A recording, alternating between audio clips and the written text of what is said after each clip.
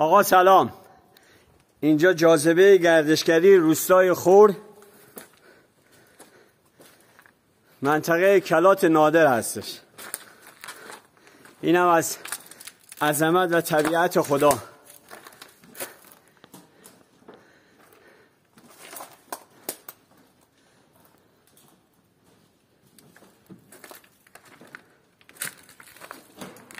به به.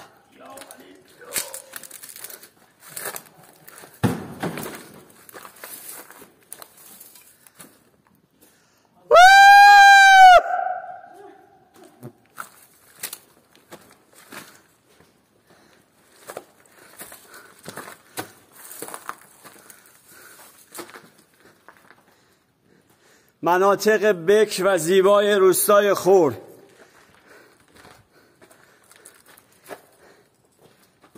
به به.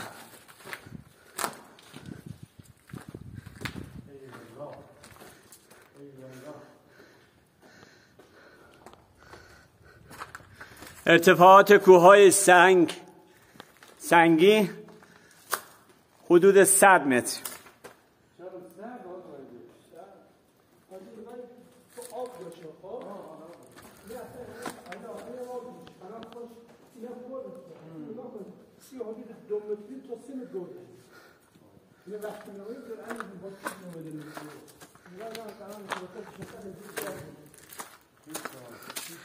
این هم خلقت زیبای خداست.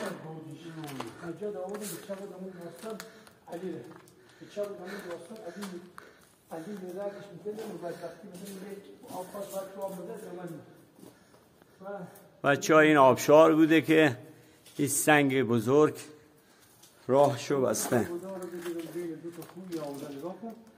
میگی تراشیدن اصلا اینجا. سلامتی فرج امام زمان صلوات. اللهم صل علی محمد و آل محمد. فرج. این جو فرج خوبه.